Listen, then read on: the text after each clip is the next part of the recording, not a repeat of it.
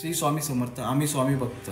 तर मित्रांनो, तुम्ही फक्त आणि फक्त 29-30 हजारामध्ये श्रीलंकाला जाऊ शकता, ते पण पुण्यावरून. तर तुम्ही हा ब्लॉग पूर्ण बघा, तुम्हाला नक्कीच फायदा होईल. तर बोला श्री स्वामी समर्थ. श्री स्वामी समर्थ. आम्ही स्वामी भक्त. तर मला बऱ्याच दिवसापासून हा ब्लॉग बनवायचा होता, पण कधी वेळच नव्हता भेटत. आज मला थोडा वेळ मिळाला, तर मी आता हा ब्लॉग बनवत आहे. तर हा जो ब्लॉग आहे हा खूप भारी होणार आहे. हा ब्लॉग म्हणजे तुम्ही जर कधी सोलो ट्रॅव्हल करायचा असेल तर तुम्हाला कसे पैसे वाचवता येईल, हा ब्लॉग त्याच्यासाठी आहे. तर मी हा ब्लॉग करतो आहे श्रीलंका. तर तुम्ही श्रीलंकेला फक्त आणि फक्त 29 ते 30 हजारात जाऊ शकता. तर ते कसे आणि कुठून ते मी तुम्हाला ह्या ब्लॉगमध्ये सांगणार आहे. तर आपण ह्या ब्लॉगला सुरुवात करूयात. तर आपण ब्लॉगला सुरुवात करूयात. जर तुम्हाला श्रीलंकेला जायचं असेल तर तुम्ही चेन्नईवरून पण जाऊ शकता. चेन्नईवरून जर तुम्ही गेले तर तुम्हाला 12 ते 13 हजार रुपये तिकीट पडेल. तेच जर तुम्ही हैदराबादवरून गेले तर हैदराबादवरून तुम्हाला तेच तिकीट 16 ते 17 हजारापर्यंत पडेल. जर तुम्हाला पुण्यावरून जायचं असेल तर पुण्यावरून तेच तिकीट तुम्हाला 17 ते 18 हजारमध्ये मिळेल. आणि जर मुंबईला असेल कोणी, जर मुंबईवरून जायचं असेल तर तेच तिकीट तुम्हाला 20 हजारापर्यंत भेटेल. तर मी तुम्हाला सांगतो आहे की जर तुम्हाला कोणत्याही ठिकाणी म्हणजे जिथून तुम्हाला जवळ पडत असेल, मुंबई, पुणे, हैदराबाद, चेन्नई, तर तुम्ही तो चूज करू शकता. पण फक्त एवढंच एक सांगणं आहे की तुम्ही जर जायचं असेल तर तिकीट ॲटलिस्ट 3 ते 4 महिने पहिले बुक करा. म्हणजे तुम्हाला तेच तिकीट, म्हणजे जे तिकीट जे रेट आहे आता चाललेले 25,000, 22,000, तेच तिकीट तुमचे फक्त 15, 16, 17 हजारामध्ये मिळेल. म्हणजे तुमचे प्रत्येक तिकिटामागे कमीत कमी 9 ते 10 हजार रुपये वाचू शकतात. श्रीलंकेला मी जून महिन्यामध्ये गेलो होतो माझ्या बड्डेला. मी माझा बड्डे श्रीलंकेला सेलिब्रेट केला. तर श्रीलंकेला मी कसा गेलो ते मी तुम्हाला आज सांगणार आहे. तर श्रीलंकेला मी पुण्यावरून तिकीट काढलं होतं. पुणे टू चेन्नई हे कनेक्टिंग फ्लाईट होतं. म्हणजे राऊंड ट्रिप मला फक्त आणि फक्त 19 हजार रुपयेमध्ये मला माझं तिकीट पडलं आहे. पण जर तेच तिकीट जर तुम्ही थोडं लवकर काढलं तर अजून तुम्हाला म्हणजे स्वस्त पडू शकतं. 17-18 हजारामध्ये पण मिळतं. पण जसं शेअर मार्केटचे रेट जसे फ्लक्च्युएट होत असतात तसे फ्लाईटचे सुद्धा रेट्स हे कमी जास्त होत असतात. तर तुम्हाला फक्त त्याच्यासाठी थोडा म्हणजे स्टडी करावं लागेल, की एक बघावं लागेल कंटिन्यू की एक्झॅक्टली तिकीट कधी स्वस्त आहे. जेव्हा तुम्हाला वाटेल की अरे हे स्वस्त तिकीट आहे तर त्या डेटला तुम्ही पटकन ते लगेच बाय करून घ्या. कारण की आज जे तिकीट मिळते तुम्हाला तेच तिकीट उद्या त्याच रेटला मिळेल असं नाही आहे की तिकीट हे बदलत राहतं. मला जे तिकीट म्हणजे मी जेव्हा बघितलं तेव्हा 22 ते 23 हजार रुपये चालू होतं पुण्यावरून राऊंड ट्रिप चेन्नईवरून कोलंबोला. पण तेच तिकीट मग मी थांबलो 7-8 दिवस आणि मग मी बुक केलं. तर मी जेव्हा तिकीट बुक केलं तेव्हा मला ते 19 हजार आणि प्लस जे काही म्हणजे मी ट्रॅव्हल इन्शुरन्ससुद्धा त्याच्यामध्ये काढला होता. तर त्याचे मला काही 400-500 रुपये ते एक्स्ट्रा लागले. तर म्हणजे मला असं 19.5 हजारामध्ये मला माझं तिकीट भेटून गेलं. पुणे टू चेन्नई, चेन्नई टू कोलंबो असं माझी कनेक्टिंग फ्लाईट होती. तर तुम्हाला पुण्यावरून जर जायचं असेल तर तुम्ही पुण्यावरून तिकीट काढा. पुण्यावरून तिकीट काढताना पण तुम्ही सगळं चेक करा की तुमचं लगेज किती आहे, काय किती आहे. कारण की व्हिएतनामला जेव्हा मी गेलो तेव्हा माझा थोडा लगेजचा इश्यू झालेला होता. आपल्याला समजून नाही येत एक्झॅक्टली किती लगेज, आपलं वेट किती आहे आपल्या लगेजचं. तर त्याच्यामुळे मी फक्त एकच सांगेल की तुम्ही सगळ्यात पहिले जेव्हा तिकीट बुक कराल तेव्हा लगेजचं पहिले चेक करा की लगेज किती आहे, काय आहे, आणि तेवढंच घेऊन जा. त्याच्यापेक्षा एक्स्ट्रा घेऊन जाऊ नका. जर तुम्ही एक्स्ट्रा घेऊन गेले तर त्याचे तुम्हाला पैसे एक्स्ट्रा भरावं लागेल. त्याच्यापेक्षा तुम्ही पहिलेच जेवढी हलकी जी बॅग आहे, म्हणजे तुम्हाला जेवढी हलकी बॅग घेता येईल, म्हणजे तिथे वेट करताना त्या बॅगचं वेट सगळ्यात कमी होईल आणि ते तुम्हाला म्हणजे बेटर राहील की तुम्ही अजून लगेच त्याच्यामध्ये घेऊन जाऊ शकता. लगेच चेक केल्यानंतर तुम्ही जो ट्रॅव्हल एक्सपेन्सेस साठी जे काही पैसे लागतात तर तुम्ही करन्सीसुद्धा घ्या. तर करन्सीचा जो रेट आहे आपल्याकडे जर 1 रुपया असेल तर तिकडे आपले 1 रुपया तिकडे 3 रुपये 40 पैसे, म्हणजे 3.5 रुपयाचा फरक पडतो एक्झॅक्टली. म्हणजे जर तसं धरलं गेलं तर म्हणजे आपले 1000 रुपये तर तिकडे 3400 रुपये होतात. तर त्याच्यामुळे म्हणजे करन्सी घेताना पण तुम्ही रेट चेक करा की कुठून घेताय, काय घेता ते. तर मी करन्सी 2-3 ठिकाणी चेक केली आणि मग मी घेतली. पण मी जी करन्सी घेतली त्याच्यात पण म्हणजे मला इथे तशी ती महागच पडली. कारण की जेव्हा मी तिथे श्रीलंकेच्या एअरपोर्टवर गेलो तीच करन्सीचा जो रेट होता तो म्हणजे मला अक्षरशः म्हणजे 3 ते 4 रुपयाचा फरक येत होता. म्हणजे मी इथून श्रीलंकेचे 50 ते 60 हजार LKR घेऊन गेलेलो होतो. पण जर मी तिकडे तेच LKR घेतले असते तर मला तेवढेच 10-10 एक हजार एक्स्ट्रा आले असते LKR. पण ठीक आहे, कारण की रिस्क घ्यायची नव्हती मला. त्याच्यामुळे मग मी इथूनच कॅरी केलेले होते की कारण की मला माहिती की एअरपोर्टवर सगळ्यात जास्ती रेट्स असतात, एक्सचेंज रेट. पण असं झालं नाही. मी जेव्हा तिथे गेलो फर्स्ट टाईम मी असं बघितलं की जो रेट्स होता इंडियामध्ये मला मिळाला त्याच्यापेक्षा कमी रेट तो श्रीलंकेच्या एअरपोर्टवर मला भेटत होता. पण ठीक आहे, म्हणून मी तुम्हाला सांगतो की थोडी इंडियन करन्सी पण सोबत राहू द्या, की जर तुम्हाला वाटलं तिकडे जर काही रेट कमी आहे तर तुम्ही तिकडून बाय करू शकता. माझा ॲक्च्युली प्रॉब्लेम झाला होता की जेव्हा मी चेन्नईच्या एअरपोर्टवर होतो मला तिथे ATMच भेटलं नाही. आतमध्ये माझं चेकिंग झालं होतं, त्याच्यामुळे मला इंडियन करन्सी घेताच आली नाही. त्याच्यामुळे शेवटी माझ्याकडे क्रेडिट कार्ड होतं तर मी क्रेडिट कार्डसुद्धा यूज केलं. तर पण माझं एवढंच म्हणणं आहे की तुम्ही थोडी करन्सी कॅरी करा, इंडियन करन्सी. म्हणजे जरी समजा तुम्हाला जर असं वाटलं की तुमचे पैसे संपले आणि जर करन्सी लागली, त्याच्यानंतर तुम्ही ट्रॅव्हल इन्शुरन्स देखील म्हणजे बाय करून घ्या. जेव्हा तुम्ही तिकीट बाय करता तेव्हा त्याच्याबरोबरच ट्रॅव्हल इन्शुरन्स बाय करा. 400 ते 500 रुपयापर्यंत तुम्हाला ट्रॅव्हल इन्शुरन्स भेटून जातो 4 ते 5 दिवसासाठी. त्याचं कव्हरेज पूर्ण म्हणजे पासपोर्टचं काही स्टोलन झालं किंवा काय झालं तर त्याचे बरेच म्हणजे क्लॉजेस असतात, पण बेनिफिट्स भरपूर असतात. तर तुम्ही ट्रॅव्हल इन्शुरन्स नक्की काढा.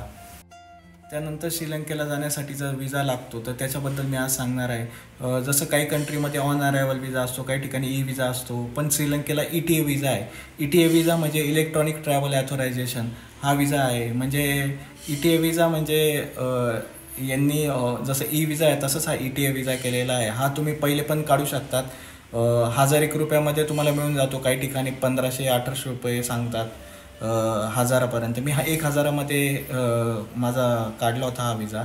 तर एकदा विजा काढल्यावर तुम्हाला तिथे काही एक फॉर्मॅलिटी नाही लागत, डायरेक्ट तुम्ही इमिग्रेशन करून डायरेक्ट एंट्री करू शकतात. तर श्रीलंका एअरपोर्टवर तुम्ही गेल्यावर तिथून कसं जायचं कोलंबोला मी आता ते सांगतो तुम्हाला. श्रीलंकेला तुम्ही एअरपोर्टवर उतरल्यावर माझी जी फ्लाईट आहे 2-2:30 वाजता मी रात्री उतरलो होतो. तर 2-2:30 वाजता मग मी थोडं थांबलो, कारण की मला माहिती होते की टॅक्सीवाले काही रेट सांगणार कोलंबोला जायला. 5,000-6,000 LKR सांगत होते. पण मी पहिलेच चेक केलेलं होतं गुगलवर की किती रेट्स घेतात, काय रेट्स घेतात, तर मला माहिती होतं. तर मग आणि बससुद्धा जातात हे मला माहिती होतं. बस 6 ते 7 वाजता पहिली बस तिथून स्टार्ट होत होते. तर तुम्हाला जर तिथं जायचं असेल तर एक कटू नायके म्हणून एक बस स्टॉप आहे. त्या बस स्टॉपपर्यंत तुम्ही एअरपोर्टवरून त्या बस स्टॉपपर्यंत जा. कटू नायके जो बस स्टॉप आहे तिथपर्यंत टॅक्सी जातात तिथपर्यंत, आणि तिथून त्याच्या पुढे तुम्हाला बस मिळून जाईल डायरेक्ट कोलंबोला. अशा तिथून बऱ्याच AC बस असतात किंवा नॉन AC बस असतात. तर तुम्ही तिथून फक्त 1000 LKRमध्ये जाऊ शकता. म्हणजे आपल्या इंडियन करन्सीमध्ये 300 ते 350 रुपयामध्ये तुम्ही तिथे पोचू शकतात. 1 तास लागतो तुम्हाला पोचायला साधारण कोलंबोला. आय थिंक 20-1 किलोमीटर अंतर असेल कटू नायकेपासून कोलंबोचं. तर आम्हाला 1 तास लागला होता पोचण्यासाठी. पण मग मी तुम्हाला एवढंच सांगतो की जर तुम्हाला जायचं असेल तर तुम्ही स्पेशल टॅक्सी बिलकुल करू नका. स्पेशल टॅक्सी केली तर 5,000 ते 6,000 LKR लागेल तुम्हाला. त्याच्यापेक्षा हे बेटर आहे की तुम्ही असं बसने गेले तर तुमचं फक्त 200-300 रुपयामध्ये इंडियन करन्सीमध्ये तुम्ही जाऊ शकतात.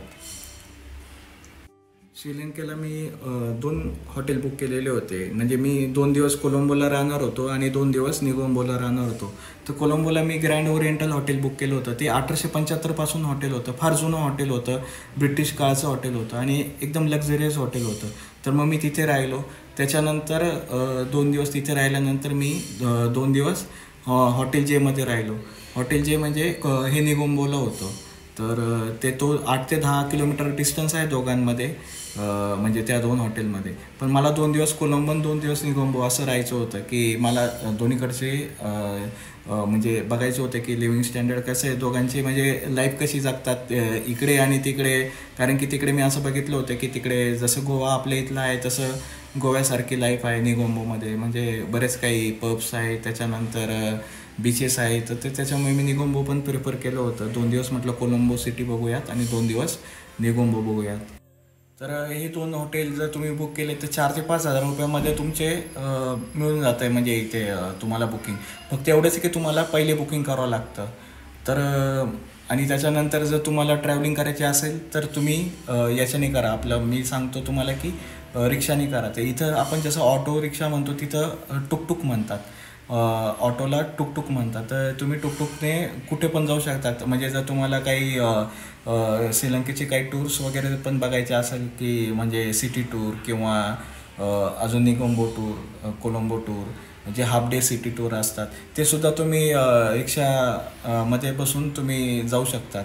आणि जास्ती पैसेसुद्धा घेत नाही ते, 1000 ते 2000 LKR घेतात ते, म्हणजे आपल्या इंडियन करन्सीमध्ये जास्तीत जास्ती 500-600 रुपये. किंवा जर तुम्हाला अजून काही म्हणजे 8 ते 9 तास फिरणं असेल तर 1-1.5 हजारामध्ये तुमची आरामात टूर होऊन जाते. एवढं काही कॉस्टली नाही आहे त्याच्यामुळे. आणि जेवणसुद्धा एवढं काही कॉस्टली नाही आहे तिथे.